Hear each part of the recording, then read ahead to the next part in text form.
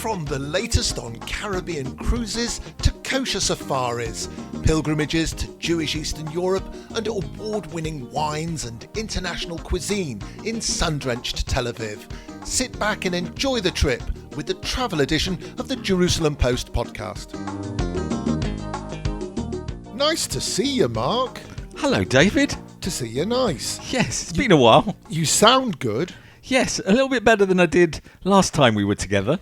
So, when we were finishing off the last podcast that we did out on the road, which was in Poland, in Łódź. Łódź, not Łódź or Lodge. You said you were feeling a bit peaky. Yeah, I was really tired. Shall we tell the truth? Yeah, no, I was really tired. I wasn't making it up. I looked at Mark at one point and I said, Mark, you're turning yellow. I was yellow. I was doing my best Homer Simpson impression at one point. I wanted to say you look like an Oompa Loompa, but that's more sort of orange. How about emoji? Yes. That's a more neutral way of saying. Yes, you looked very emoji. Basically, my liver gave up the ghost for a couple of weeks. Tell everybody about your trip to the doctor when you got back to Israel. We landed early Monday morning, and I was booked to see the doctor Wednesday morning. I wasn't feeling great. And then on Tuesday, when I had a look at my arm, I had these yellow veins. I was like a yellow Incredible Hulk. So I go to the doctor Wednesday morning. I say, Doctor, is this normal to have yellow veins? And the first thing the doctor did was pick up the phone and call in a colleague and say, oh, you've got to see this. The doctor comes in with his camera and is like, can I take a picture of your arms? I got the full circus freak feeling. And then by Wednesday evening, I was in hospital. So we don't know exactly what was wrong, I think, but you're back to whatever normal is, right? Well, we sort of know by now. But there was a long period where they weren't 100% sure, but they're pretty sure that I caught hepatitis A. Is it heavy? It's not good, and you need to rest a little bit. Rest a little bit? How long have you been on your backside? About 6 weeks. Lazy git. Anyway, this is not Medical Matters or Doc Mark's podcast, but a travel podcast. So now we need to take the lessons out of Mark's experience. So how did you get said hepatitic disease? Well, there's a couple of ways, and as you and I are not that friendly, it wasn't that way. By the way, if Mark, in the next minute or two, mentions one or two countries, we want you to know that Mark loves both of those countries passionately, and it was just unfortunate that this may or may not have happened on their territory. I probably won't mention the countries because okay. I can't pinpoint it. And he doesn't want to be sued. Exactly. But just to elicit the sympathy vote, since we came back from Łódź, I haven't had one drink of alcohol. So if I sound tetchy during the next 45 minutes or so, that's why. So a piece of advice for listeners in terms of preparation and taking care during a trip overseas, especially to somewhere where hygiene may be somewhat less than one is used to. Number 1, wash your hands before every meal in hot water and soap. Okay, number 2. Wash them again just to make sure. Another thing, obviously, is if you are going somewhere where there may be risks of various infections, go and get some vaccinations before you go. Yes, follow the local health advice, check it very carefully, make sure you put in enough time to get a vaccination, and some vaccinations will need boosters a month or 3 months after you've had them. The other thing I would say, which Mark has been hesitant to mention, is just when you go to a bathroom, use your sense, bring your own toilet paper, and don't touch anything that looks unsanitary. And number 4, wash your hands again. Anyway, so we've got a bit of a different pod for you this time. It's going to be lots of Mark and David. Yes, one of the big pluses of having liver failure and catching hepatitis is that I can't travel for a few months. So we're going to spend a little bit more time in Israel, seeing things in Israel, and we're going to do things a little bit differently in the next few podcasts. So on this occasion, Mark and I are going to be looking at 3 or 4 issues. We're going to be talking about the cost of travel, which feels as though it's going up and up, but we'll get to that in a minute. We're going to talk about Israel. How is Israel coming out of COVID, and is it the place to go? And moving on from Israel, the Abraham Accords. Where are we from a tourism perspective a couple of years after the signing of the Accords? And finally, News came out in recent weeks that school trips to Poland from Israel are to be resumed. We look at that subject and say, at what cost has it been resumed? So to get you in the feel for all of that, we're going to ask not one or two quiz questions like we normally do, but 4. So thinking caps on, pens at the ready as we bring you our quiz for this time. Number 1. Which of the following is not a Polish airport? Copernicus, John Paul II, Roman Polanski, or Chopin? Question number 2.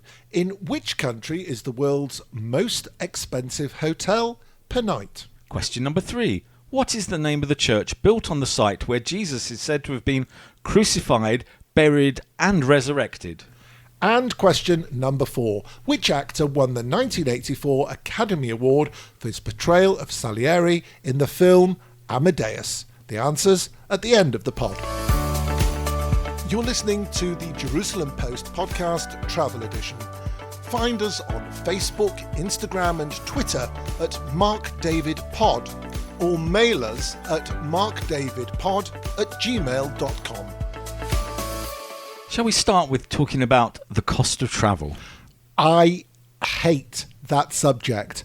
Outside of persuading my family it's time for me to travel with you again, the next biggest problem is the cost of travel. And while you and I are very fortunate that we are hosted in many cases, when I'm traveling with my family, or for example, my daughter just flew to visit us from where she's living in America right now, I have to deal with the cost. And when you are not a big earner where cost is of no concern, this is the number one issue in terms of enjoying your vacation and, of course, deciding where and when you're going to go. If you're not staying in your own country, the first cost you encounter, and probably the most expensive cost, is the flight. Cast your mind back to 2019 before the world changed ever so slightly. I can't do yesterday, mate. Yeah, what day is it? But if you cast your mind back, tourism was growing and growing and growing and booming, and low-cost airlines were taking people everywhere. 2020 comes, no one goes anywhere at all. Come 2021, everybody wants to re-travel and do what they call revenge travel and get out there. Right. And it was so cheap. You and I were looking at flights to various places, 2-3 hour flights, and they were under $100. Some of them were under 100 shekels. Yep. Even last year, we were looking at going to Sicily just for a very quick break, and it was $84 return. Something like that, yeah. The prices were very, very cheap. Come the end of 2002, beginning of 2023, where we are now, that seems to have disappeared. I haven't seen a cheap flight anywhere. There are occasional cheap flights advertised, but as is often the case, airlines will make a handful of seats available at a rock bottom price, and then you sort of go straight to their website or try any of the big places that you can buy tickets on the web, and you cannot find any of those seats. I'm not saying they don't exist, but they go within a second of them being advertised. I would say there are 3 factors to this. Number 1, the cost of fuel has gone up. Correct. Raw materials are not what they were. Number 2, people are wanting to travel. Demand is up, and a lot of the airlines don't have the capacity. They shrunk their capacity during 2020 and 2021, and now they're struggling to bring all of their fleet back on board. And here is what I think is the real issue. Right. Number 3, those airlines have to make up 2 years of lost profits. So the margins on flights have gone through the roof. I'll give you an example. I went to England 2021. And I paid about $250 return. Okay. I'm now looking at doing that, and my wife has just booked to go for a conference.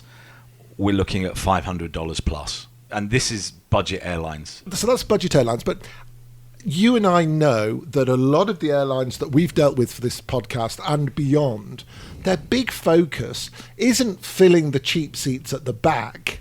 It's filling up first class, business and premium economy. So why don't they lower the prices a bit? Because if their big focus is on pushing up the prices and the service at the front of the plane, at least take a bit of a knock in the economy seats where you and I would normally sit.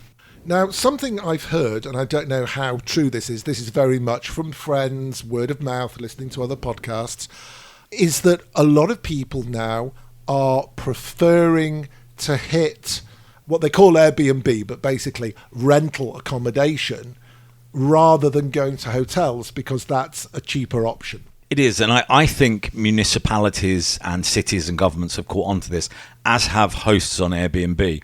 I think the days of finding a really cheap, beautiful apartment or cottage that's cheaper than a hotel room, that seems to be going out the window. And in a number of cities around the world, Airbnb is banned, or the taxation on it is so high that it makes it prohibitive for people to rent out their apartments. A bit like what was done with Uber, because there's a sufficient lobby group that feels that it is being damaged by that, and it's in their interests to keep those prices inflated or to keep other players out of the market. I was listening to a podcast earlier this week, and there was an interview with someone who was pushing the very, very small Caribbean island of Montserrat. Where were they pushing it to? Well, it's that small that they could, and half of it disappeared when the volcano in the middle erupted about 5 years ago and is still bubbling up every few days.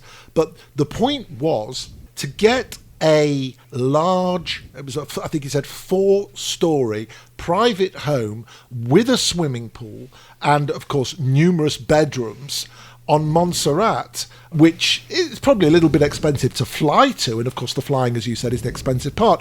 He said he could get that for a week for about $2,100, which at first I thought, well, that's a lot of money, but actually, if you can cram in there 3-4 families, it's nothing. And he said, the reason I'm bringing your attention to the prices, if you today were looking in Florida on the coast, and traditionally Florida is somewhere that I think a lot of people think of as having cheap accommodation, he said the price for a place like that would be way, way in excess of what he paid. I was going to say, if Florida's on the coast of Montserrat, it really has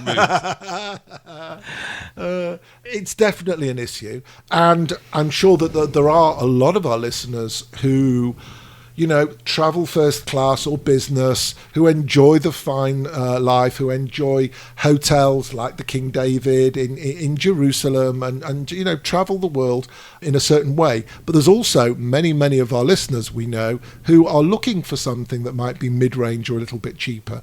And I think they're also really getting knocked these days. And perhaps for them, this is a much more significant conversation. Would you say Russia is a factor in the change over the last 12 months? Interesting. Well, you talked about fuel prices, so that's definitely a concern. Why else would Russia be part of it? With the war in Ukraine, the cost of grain, the cost of food has all gone up. These are things that hotels supply. Yep. It's very, very difficult for people who are struggling with what they call the cost of living crisis in some countries, where costs are rising in double digits, more than 10% per annum. And they have to find money in their budget to go on holiday. Yep. And holidays have increased by 10-12% as well. Yep. And of course, we've not mentioned restaurants and entertainment. I cannot believe some of the prices that you have to pay these days for entertainment of whatever form, whether it's going on, you know, a double-decker tourist bus, going to see a mansion, movie theatre, and some of the big experiences that have just become prohibitively expensive for, say, a family with 3-4 kids. Last year when we were in Berlin and then Prague, one of the conversations we had with people in hotels and restaurants is they were struggling to find staff. People weren't willing to work for the wages of old. Maybe there's been a correction there as well, and again, that has pushed up the prices of hotels, of restaurants, of airports, of everything. If you know of cheap places to travel to, cheap flights, let Mark and I know. We won't tell anybody else, but it's good for us. But no, really, if you want to open a discussion, the place to do it is with us at Mark David Pod on social media and markdavidpod@gmail.com. Mark, 2 years is it since the Abraham Accords were signed? More than 2 years, yes. It's not 3 yet, is it?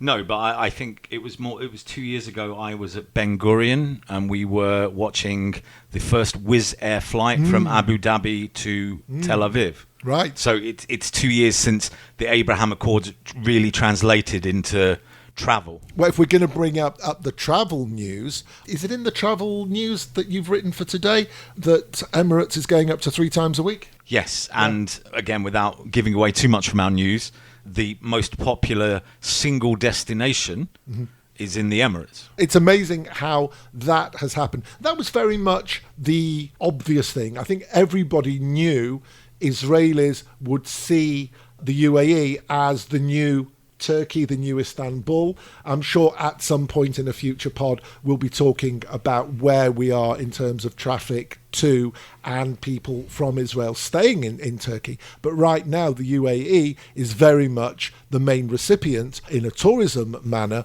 of the signing of the Accords. And if you want to go back 12 months ago, we were in Dubai and we made at least 2 podcasts. I think we went back later and made another podcast with Emirates. We made a podcast in a spa in Ajman. So we've been there a number of times as well. Okay, so let me put out there a proposition that you and I are going to discuss for the next 3-4 minutes before we go to the news. The proposition is the following. Very simply, the Abraham Accords have been, are, and will continue to be an absolute roaring success, especially from a tourism perspective. Disagree. Why? I think we are peaking at the moment in terms of the Abraham Accords. And you and I do not want to get into politics. No, that's not what this pod's That's about. not what we do. However, there are some worrying signs out there.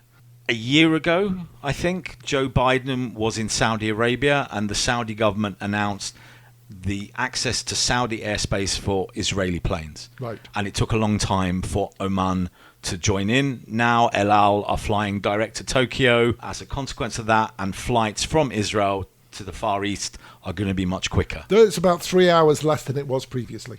The Iranian government have appeared suddenly in Saudi Arabia, in the Emirates, and are making peace. This is not good for the Abraham Accords. I don't want to say making peace, but there is do you call it an entente cordiale? The Iranian embassy has reopened in Saudi Arabia after a long period of closure. And in fact, as we're recording this, which will give you an idea of when we're recording it, the Saudi foreign minister is in or is about to be in Syria as a visit. I think there are some worrying signs. I don't want to apportion blame. I don't want to blame it on an American government, on an Israeli government. But I think that window has a danger of slamming shut. Or is it a door that slams shut? I don't really know. Depends on the type of window. But before we do cross that line into the politics, let's then talk about the impact of that on the tourism industry. And of course, when we think about the Abraham Accords, we predominantly are thinking about Israel and its Muslim neighbours. Is that really the only place where there is going to be an impact in that relationship, or are there going to be other places that it could affect? Starting with the Muslim neighbours and Saudi Arabia, there were plans in place 6 months ago to have direct flights to Saudi Arabia to allow Israeli Muslims to go to Mecca and perform Hajj. That's disappeared. There's no sign of that. There was a chink of light when flights went directly to Qatar for the World Cup, but I think that has a lot to do with FIFA and specifically the World Cup. I don't think Israeli flights were particularly welcome, and I don't think that was a long-term move. Just as a side note, Israeli Muslims have been going to Saudi Arabia to perform the Hajj for many, many years. Mainly they fly into Jordan and carry on from there. And there is a quiet agreement for Israeli Muslims to make that journey. But what you were talking about here was direct flights from Tel Aviv into the relevant airports in Saudi Arabia. Yeah, I think the other impact as well is the opening of particularly Dubai and Abu Dhabi as hubs has made travel from Australia, the Far East, India, and even Africa much simpler into Israel. In other words, what you're saying is it's not just bilateral, but it's a whole world out there that has opened up predominantly for Israeli travellers, but not only. Correct. And it's not just the Abraham Accords. I think you need to look wider than the Abraham Accords as well. Turkey has been the number one destination for Israelis for a number of years. Right. Even during the period when there were no diplomatic relations, the number one destination out of Ben Gurion was Turkey. There's an election coming in Turkey in the summer. That could change things. Maybe for the positive, maybe for the negative. The thawing in relations, that may be related to the election, and after the election, it could all change again. Again, we're not doing politics and who's right and who's wrong, but it is a risk factor. Interestingly, as you said, and again we'll hear it in the news in a minute, that we have seen now Turkey being outstripped by the UAE as being that number one individual destination that Israelis are heading to.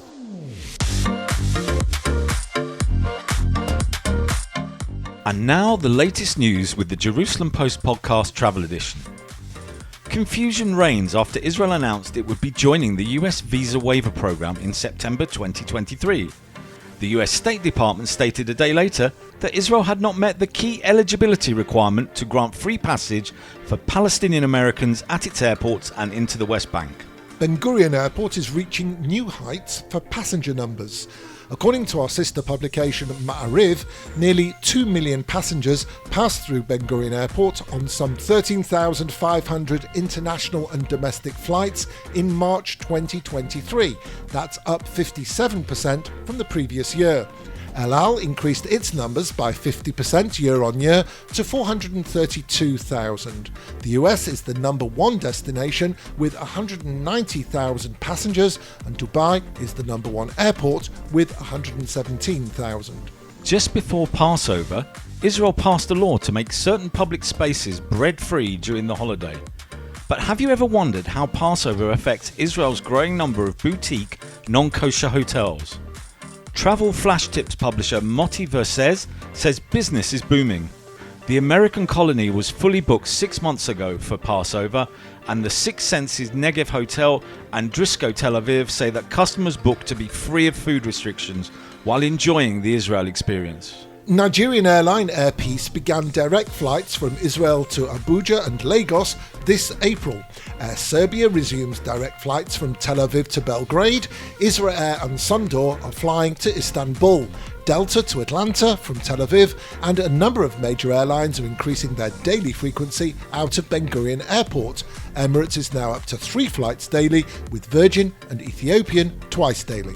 2 new boutique hotels opened recently in Tel Aviv. Muse is a 35-room kosher hotel a block and a half from Trumpeldor Beach. It's decorated with murals by graffiti artist Dudi Cheval, aka One Love. The 44-room Elkanin in Neve Tzedek reopened 80 years after it closed down, this time under the Accor M Gallery brand. As well as a rooftop pool and a Clarin spa, it features the L'Epoque restaurant run by Joel Robuchon Restaurants, which have 24 Michelin stars worldwide.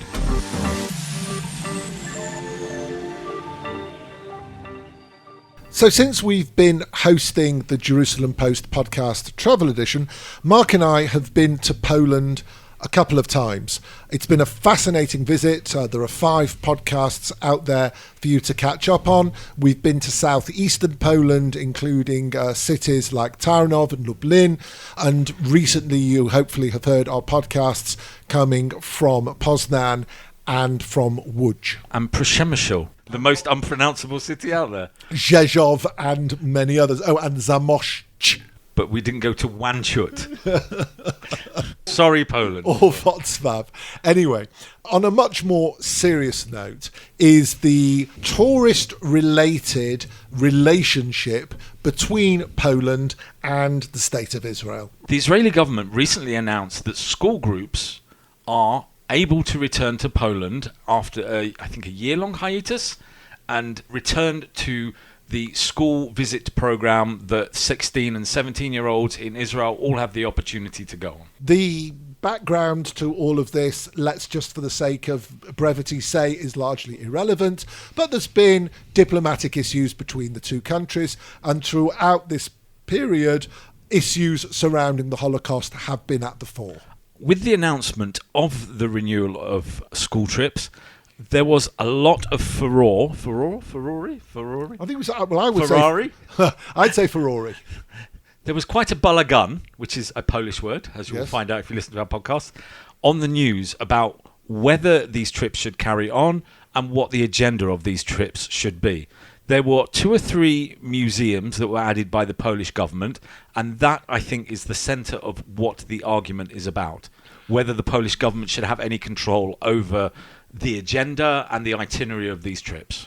In the Israeli media, it was suggested that 2 or 3 of these places were inappropriate, to say the least. And there was quite a strong message from Holocaust researchers in Israel and indeed overseas against these three particular places. Now, one of them, Mark and I visited a couple of years ago. In fact, we've been to two of them, one not when we were with the podcast and one when we were with the podcast. The first one we went to when we weren't doing the podcast was the Polin Museum, which is right across the road from the Warsaw Ghetto area. And it is the Jewish Museum of Poland?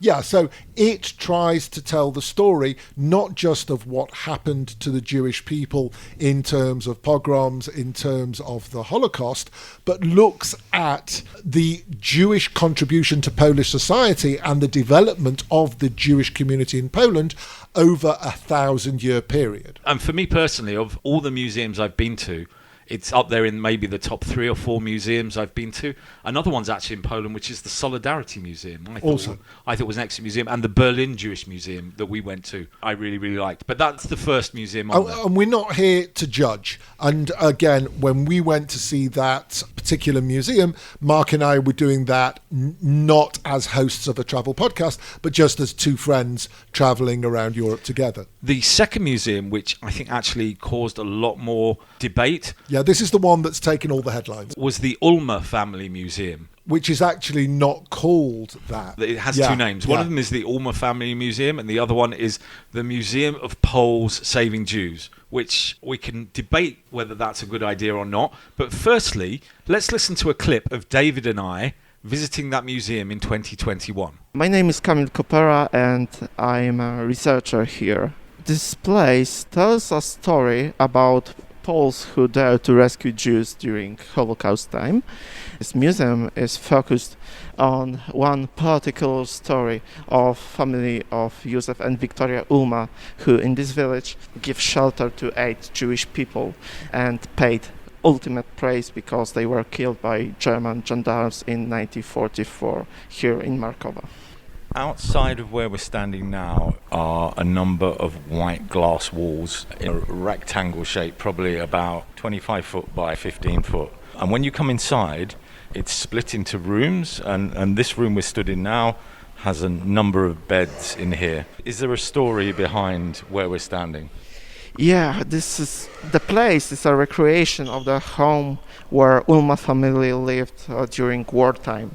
So imagine, in this very small room, 8 Polish people. Józef, Victoria, and 6 of their kids lived during the war. In the attic, 8 Jewish people were hiding. 5 people from Saul Goldman family, Saul and his 4 sons, and 3 women from Markowa. Goda Goldman, her sister Leah, and child of one of these women. We do not know the name of this child. What's the story of the Ulmer family? Someone, probably Navy Blue policeman Włodzimierz Leś, informed German gendarmes that Jews are hidden in the attic. Germans surrounded this place, going inside the building, shooting in the attic. During these first shots, few Jews were killed in the attic, and others were dragged outside and killed. Then Germans decided to punish Polish people for sheltering Jews, and all members of the Ulma family, including children, were killed. You're a young man, you're a researcher. How do you feel about this? When you come to work every day, are you coming as a historian and just looking at this through the eyes of a researcher, or does it ever affect you here to think of both the bravery and the tragic story? How do you relate to it? So this story for me is a symbol of older families who dare to rescue Jewish people and who can share this very dark fate of this family. Every day I working with that kind of story. Of course, most of the stories, they got sometimes happy end. Sometimes working with survivors, with second or third generation who bring me the stories of their parents, of their grandparents. But I always got in mind that this story that I'm working with, can be so dark as this one. There were clearly many cases of Poles that saved Jews. You have this museum here in Israel. You have the Avenue of the Righteous, which honors all of the people that save lives. But some people argue that this is here to cover the story that a lot more people didn't help save lives and were involved, were complicit in the deaths of Jews and Catholics and political prisoners and gypsies in Poland. How do you feel this museum fits into the landscape? Does it tell a good story, or is it here to maybe hide a worse story? We are showing the story of the heroes, but we are showing the full spectrum of the behaviors. We are not forcing people to believe the majority of Polish people was involved in helping. Most of them were bystanders. They were afraid to do anything. Of course, there was people who were actively involved in hurting Jewish people. Even a few righteous among the nation were involved in some crimes against Jewish people. Here in our exhibition, we got also information about this dark part of the history. We are not trying to whitewash something. We are trying to focus on the heroes, but showing the full aspect, full complexity of the wartime story. For me, there's one major point that stands out about that museum. I think the name is not great when it comes to Israel. It doesn't portray the story necessarily, and it doesn't portray what the Israeli audience want to hear. Mm-hmm. Despite the fact the Ulma family are in Yad Vashem, I don't think the tours that Israel does want to portray that sort of saviour role that a number of Poles played within the Holocaust. So I think when you have a museum with that name, it does cause debate, if not misunderstanding. I think for me, the other thing, and I've only ever been to one of the camps. You and I went to Majdanek on that trip. And for me, what makes it more poignant and what makes it more real is to see what was there beforehand, to get the extent of what was destroyed, who was killed. I think when we go there and we just go from camp to camp to camp, I'm trying to be as appropriate as possible. It's just a trail of death and destruction. And it doesn't tell you who was killed and what was killed, what synagogues, what history, what culture. There was a poignant moment when we were there in 2021 when we were in the yeshiva in Lublin. And there was a picture of all the kids standing on the staircase. You know, all of those people will have been killed, pretty much all of them. And you see it and you stand there and you get that feeling. And also for me personally, when we went back a number of months ago and we went to Konin and I got to reconnect with my heritage, you see what was there, you read and you learn and you understand. And I think if you just do the trip from camp to camp, you don't get that. This is a controversy that is not going to go away. And as it rumbles on, we'd love to hear your thoughts. And maybe if you would like, and you let us know, we could read out some of your comments on an upcoming podcast or put them on our social media. Talking of which, our social media is at MarkDavidPod. And you can mail us markdavidpod@gmail.com. Israel.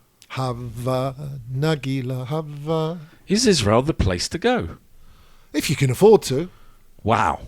It is expensive. I tell you what, as Israeli citizens, as you and I are, it is extremely expensive for us, and we earn in shekels. So imagine what it must be like right now for Americans, Brits, basically anyone from all over the world. In fact, do you remember when you and I in February were at the big travel fair in Tel Aviv and we were at the booth of the Japanese, and the Japanese guy who was giving a talk said he's really delighted to be marketing Japan in Tel Aviv because he now knows that he can market to people who will actually find Japan cheap. And I think the Israeli government are looking at ways to bring more Japanese tourists to Israel because of the comparable prices. Yeah. It's a difficult place to push tourism, and it's not just, of course, because the shekel is so strong. Statistically, if you look at the travel numbers for 2022, for every 3 people that got on a plane out of Israel to visit somewhere, only 1 came back. Now that sounds terrible. That sounds like we lost 2 of them. Basically, tourism out is 3 times larger than tourism in. Well said. Why? Cost is a big part. A positive note on that: in the last 3 months, the credit agency Moody's has downgraded Israel, which means the shekel is 10% weaker than it was at the beginning of the year. So actually, prices have come down 10%. This is finding good in all of the political strife around us. Look at that cloud up there; it has a silver lining. No, I think there are other issues. Infrastructure is a big issue. Israel is working heavily on developing a stronger infrastructure, which means it's developing light railways, more rail lines, more roads, more toll roads. Every city you go to in Israel is pretty much a building site. But do you think that people from overseas really know about that before they come here? If you go to booking.com or Kayak or wherever, are you going to see any of that? Yes, because people leave reviews and they go, my hotel was opposite a building site. Take Tel Aviv, you have Hayakon Street and Herbert Samuel Boulevard, which are the roads that face the sea. Beautiful, and a lot of construction work is going on to redevelop the area around the Dolphinarium. There are a couple of hotels being built. Generally, the boulevard has been developed over the last 10 years and looks a lot more spick and span than it did. Go one street behind to Ben Yehuda Street, it is a disaster. Because of all of the construction. But I'm assuming, therefore, in 10 years' time, let's say, that it will be an incredibly attractive place for tourists. But if I'm in Israel and I'm in my hotel on Hayakon and I want to go out for dinner, I'm not going to sit there and go, well, that'll be nice in 10 years' time, but where am I going to get my dinner because that restaurant's closed? But, for example, Akko, the town that I was in last week, is phenomenal, and it doesn't get the construction because it's an old Crusader town, and it doesn't get that modernised feel of light railways going through it and so on. It's absolutely gorgeous. The same can be said for the old city of Jerusalem and many, many other places. You go to Megiddo, Armageddon, and look at the architectural ruins there. Those places are unspoiled. And you are starting to see the benefits of that infrastructure. I would say more in Jerusalem. You can get on a train in Tel Aviv. There's the new fast trains that will get you from Tel Aviv to Jerusalem in 30 minutes. You walk out of Navon train station. You're on a tram. You're at the old city another 15 minutes after that. So 45 minutes from the heart of Tel Aviv, where years ago... 2 hours, and you wouldn't get to the heart. The trouble, of course, is with what Mark is saying, is that for the people who are promoting Israel as a tourism destination, it is challenging. We haven't discussed the political situation. I kind of suggest we don't go there. We haven't discussed the security situation right now. I suggest we don't go there. But maybe, Mark, you do want to go there. I'm not sure if the security situation per se has changed much over the last 15, 20 years. I think you have a period when there are disputes with Gaza. Israel, like any other country in the world, has issues with terrorism, it's crime. cyclical. Crime is very low for the man or woman on the street. I was just about to say Israel is actually, from the point of view of crime, one of the safest countries in the world. Yeah, walking the streets at night and walking the beaches at night, it's a very, very safe place to be. I'm not sure that's an issue. I think if we are going to get into politics, one of Tel Aviv's biggest tourism events is Pride, where lots of people come to Tel Aviv. More than 200,000 people will come to Tel Aviv. There is a lot of talk about keeping Pride, and certainly whether Jerusalem keeps its Pride parade. It's quite a fierce debate at the moment. There are people on the street almost every Saturday night protesting. The roads are being blocked. The airport was closed a couple of weeks ago. The situation in Israel means that tourists are going to be a little bit involved in the day-to-day politics of Israel. But I don't think overall, long-term, it's affecting whether Israel is a place to go or not. As I like to say, it's complicated. Very. And I know we touched on it earlier when we spoke about cost, but a night in an Israeli hotel is very, very expensive. There are not a lot of bargains out there. For what you spend in an Israeli hotel, you go to Istanbul, it will be a quarter of the cost of what it is in Tel Aviv. If you go to London, it's probably comparable, if not less than Tel Aviv. Israel is one of the most expensive countries in the world now, and tourists are beginning to feel it. I think it's actually a very good thing that the government decided not to introduce VAT for tourists. Well, this has all been incredibly cheery. We're going to a quick break, and then we'll come back with the answers to the quiz questions and maybe the happier side of Mark and David. This is Mark Gordon from the Jerusalem Post Podcast Travel Edition. Find us on Facebook, Instagram and Twitter at MarkDavidPod or mail us at markdavidpod@gmail.com. Firstly, can I thank David Harris for his contribution to this podcast? This is where we normally say thank you, but it's been a lot more of you and me this time. But you can still say thank you to David Harris. I'd like to thank David Harris for editing all of my mistakes. You won't hear them. Actually, no, David will put one in. I try to leave one in. He's a bit of a git. And I would like to thank Mark, because he's the producer sort of up front for this. So I'd like to thank you, Mark, for getting such great guests onto this week's pod. Well, we did have one planned, but she decided not to turn up. Actually, we've got a really, really great interview that we were going to run this time, but it's going to go into the next pod in a destination we haven't previously been to. Very, very excited. In fact, there are two, but one's already edited. And I'm hoping to be well enough to get back on a plane very soon. Inshallah. And even better, I'm hoping to be well enough to drink the alcohol in the, I can't even say it. It sounds like I've already been drinking. I'm looking to be well enough to drink the alcohol.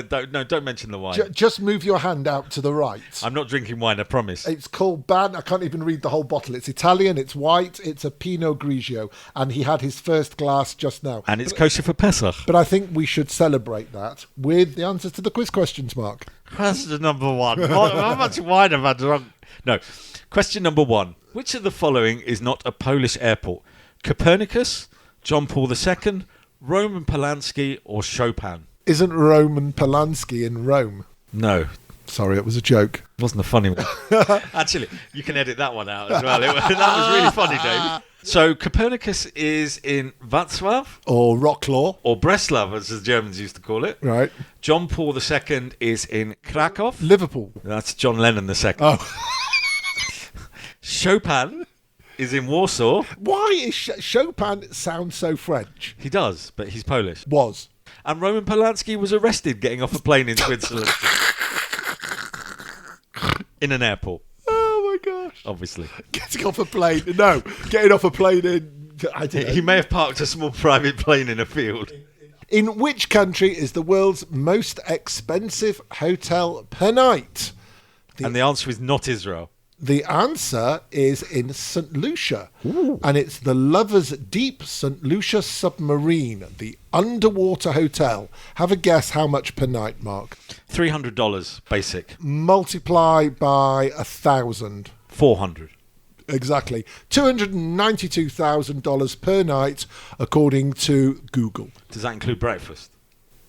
Don't know. That's a really good question. How much would breakfast be if you add that? $292,000 and $10. $10 for the breakfast. Your question. What is the name of the church built on the site where Jesus is said to have been crucified, buried, and resurrected? I thought we weren't doing controversy. Is it the Vatican? Oh, no, it's my question. I know the answer. So we were talking about Israel, and I think perhaps many people who are listening to this podcast haven't been to this place right in the heart of Jerusalem's old city. And I know there are some Jewish people who don't go into churches for historic or religious reasons, but if you are going to make an exception, way, way, way more impressive, in my opinion, than the Vatican is... the Church of the Holy Sepulchre. Sepulchre? Sepulchre. The Church of the Holy Sepulchre. Well done, Mark. I'll leave that one in. I thought you might. Question number 4. Which actor won the 1984 Academy Award for his portrayal of Salieri in the film Amadeus? Amadeus. Amadeus. I have never heard of this guy. It's F. Murray Abraham. F. Murray. F. Murray. F. What does the F stand for? F. Murray Abraham. You may be asking, why are we asking questions about Amadeus? It's nothing to do with Poland or Austria. It's because we did the Abraham Accords. So F. Murray Abraham. Oh gosh, before we leave, we should do one more begging. I mean, after the last 5 minutes, you'll never ever want to listen to one of our podcasts again. But... or maybe you'll say, this is really great, don't ever travel anywhere again, just sit in the studio and banter for 40 minutes. Mark and I used to host another podcast which you said we weren't ever going to talk about again, and it was much more of this. If you send us a private message to @MarkDavidPod or mail us markdavidpod@gmail.com, maybe we'll send you some links to some of our old podcasts which are more colourful than this one. Yes, I'm a bit more sweary Mary in one or two of those. Please subscribe if you haven't already to the Jerusalem Post podcast travel edition. It's got a new home on Spreaker, and if that sounds very weird to you, just look for it on your regular podcast provider and make sure to subscribe specifically to the travel edition. And if you enjoy the travel edition, the Jerusalem Post podcast group has lots of other podcasts that deal with news, innovation, technology. We are a growing family. But travel is the most important one of all of them. So please do subscribe and do join us in 2 weeks' time. I'm Amadeus. Amadeus. Rock me, Amadeus. Ooh, ooh, ooh, ooh, Goodbye. Cheerio.